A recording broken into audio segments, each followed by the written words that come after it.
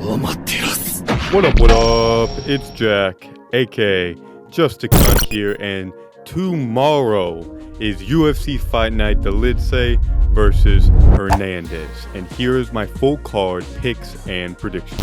Not in here to do no gay shit. You know what I mean? Starting from the top to the bottom, we're actually going to be starting off with Anthony Fluffy Hernandez versus Roman Dolidze. Now, I think this fight is actually stylistically relatively difficult for Fluffy, as he's not going to be able to do his normal go-to cardio takedown, steamroll someone, come on the feet, overwhelm with some volume, and then get them guarding, push them in the fence, take them down, and then, get ground and pound, hunt for submissions, let him back up and rinse and repeat. It's going to be difficult to put Roman in the meat grinder. It's going to be quite difficult just because Roman Dolidze not only has good jiu-jitsu, but he has good anti-wrestling jiu-jitsu. Specifically, he has great leg locks, he has good guillotines, he's good at scrambling from bottom, he's good from attacking off his back.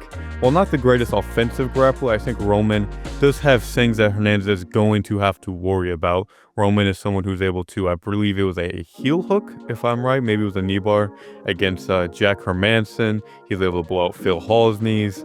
It's something to where Fluffy is going to not have the liberty of the second this fight touches the ground, he can just, that's his time to shine. He's going to always kind of have a sense of danger as well. Roman, while not great on the feet, he is quite powerful. He does have good power. He can rock you. He does like to stay on the fence a lot, which I think is going to cause a lot of problems for him, as he is also going to play into Fluffy's game. Roman's not really the type of guy to come forward and attack. He's more likes to counter everything. He's a good countering. He's not good on the front foot, but depending on who he has, it can be interesting. So for Fluffy, his game plan here is, I think he is the better boxer out of the two. And I think Roman, while yes, he does have some good pop on his punches, he's not someone that really lands that consistently. He does have good overhand. He has good counters. Against the Mavov, even when he was getting dominated most of that fight, there was moments where he's able to mix it up just by being durable and lasting a long time. He is good at that. He is someone that can just cockroach max, can just deal with it for a while. He's a hard guy to put away, even when a Mavov really landing some good shots on him. So for Fluffy, I think he's going to have to come in here, use his boxing, outbox him, land some good damage, take him down, but specifically against the fence. And I think he's going to have to crowd him and stack him a lot. I think out on the octagon is something where Fluffy's going to probably have to get the takedown, land some punches, and get up, or, really not play in his guard too much.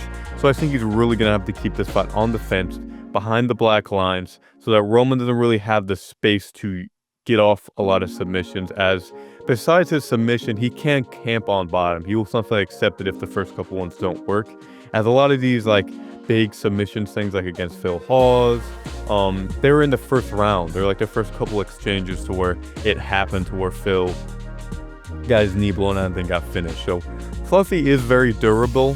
He has been hurt to the body a couple times, so it's kind of where Roman's kind of got to play at, is kind of focus on body work. But I think as this fight goes on, Hernandez has fought Michel Pereira. He's fought very dangerous guys, so I'd say he's definitely more offensively scary on the feet at least.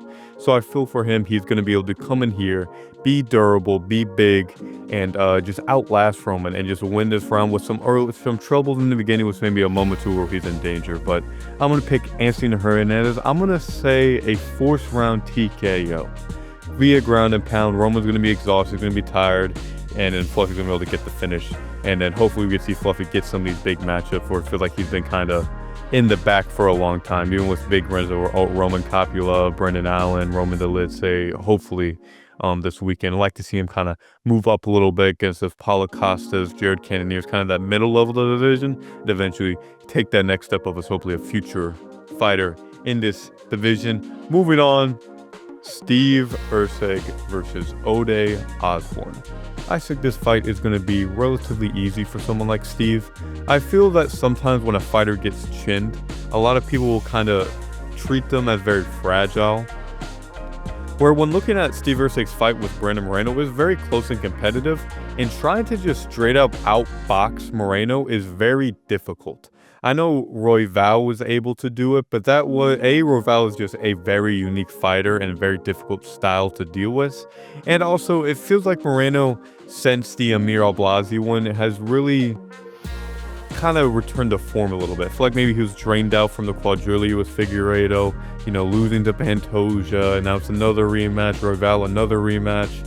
And I feel that he finally, with some new matchup, was able to get that fire back. So I feel Steve going against that type of guy, Usyk, going him for 5 hard rounds in Mexico, I believe, and performing quite well in a very close fight. I think someone like Ode Osborne, Usyk is going to have the liberty of being able to use his grappling. I think as great as a striker he is a very good wrestler and jiu-jitsu artist.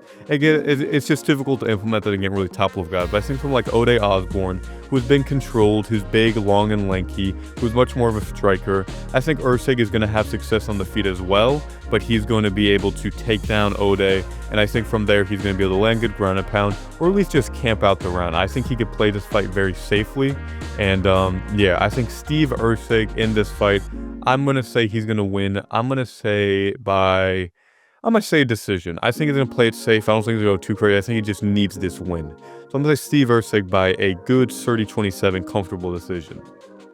Moving down, Yasmin Lucindo versus Angela Hill. Fucking flip a coin, I guess. I don't know. Give me Angela Hill. Angela Hill, I feel like anytime she fights a name where fans are actually watching, she's going to lose a split decision. So I think when nobody is watching, she was going to win a split decision. But fuck fine. I'll flip a coin. Angela Hill, I guess. She's probably going to fucking ruin it now that I said that. Andre Fili versus Christian Rodriguez. Andre Fili was cool about 10 fights ago. I love Fili. He's cool. I like his tattoos. He's a cool guy, and he has some emotional moments. He's a funny dude.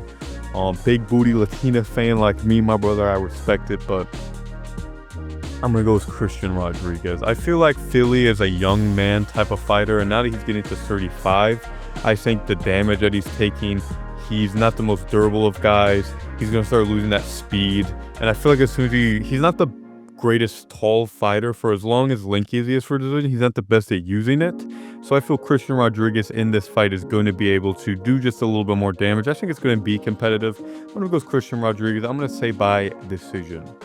Moving on though, Miles John versus Gene Matsumoshi. I'm going to go with Gene. I think this is a pretty simple fight. I'm not too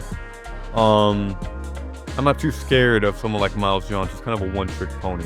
Does have good power, has good fundamental boxing, will go for the body to the head, but he just gets outworked a lot of times. He's someone that really doesn't have the versatility to handle a lot of guys, especially at this point when he has so many fights in the UFC. There's going to be a lot to look at, a lot of film, and I think this is really going to poke a lot of holes in this game where he's very physical-based fighter, but he doesn't have the size to really implement it. So I think someone like Gene, who's able to take down Rob Font, get to a split decision, able to compete with Font, who is very tricky to deal with, I feel that he's going to have faced a better boxer and performed better. Then I feel he's going to be able to go against a Miles John, where I feel like Rob Font by split decision isn't the worst loss.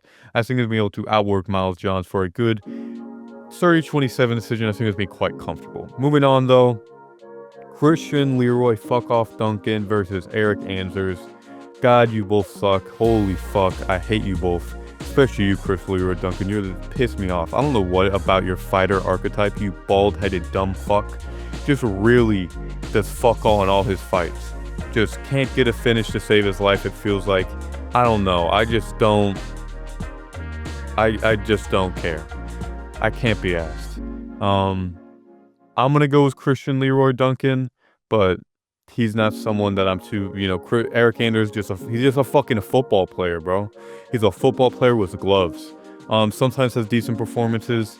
Coming off a win, which is surprising. He's got a decent bit of a win streak, but that's against Chris Weidman. You know what I'm saying? Give me Christian Leroy Duncan. The more technical striker, should be able to win a kickboxing fight via boring ass decision. Give me Christian Leroy Duncan. Moving on, Julius Walker versus Rafael. I'm gonna go with Julius Walker here.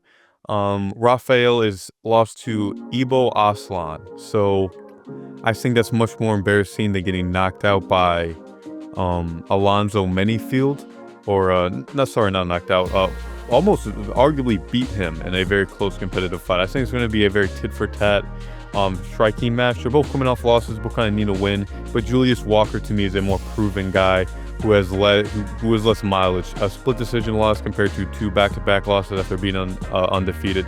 I think Julius Walker is going to be able to get this done by decision. Moving on, Elijah Smith versus Kazami.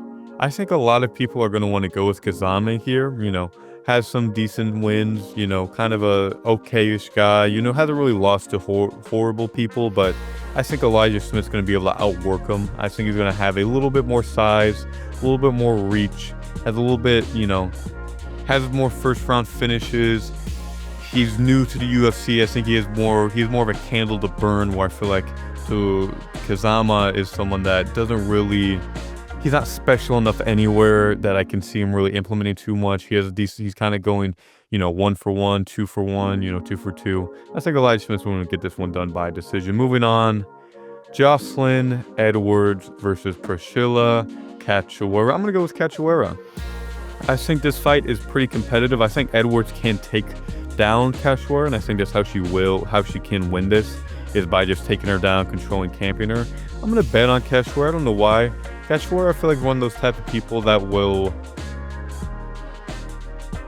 kind of go, she'll lose a couple, get a big win, lose a couple, get a big win. So now I'm kind of betting on her getting getting a second win before she goes back on a losing streak.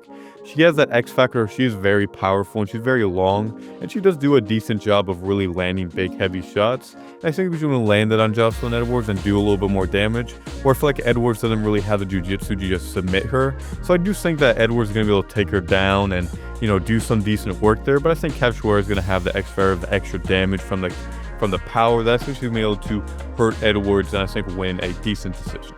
Moving down though, Uros Medic versus Gilbert Urbina.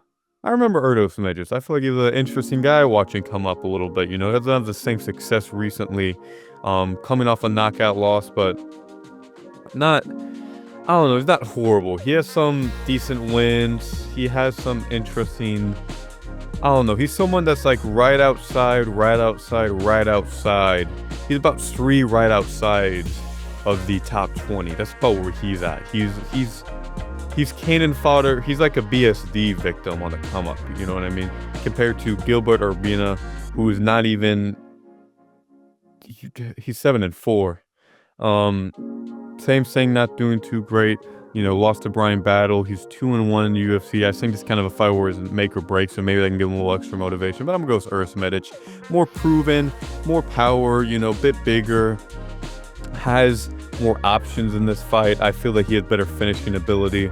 And I think he's going to be able to win this fight. I'm going to say by a TKO in the second round.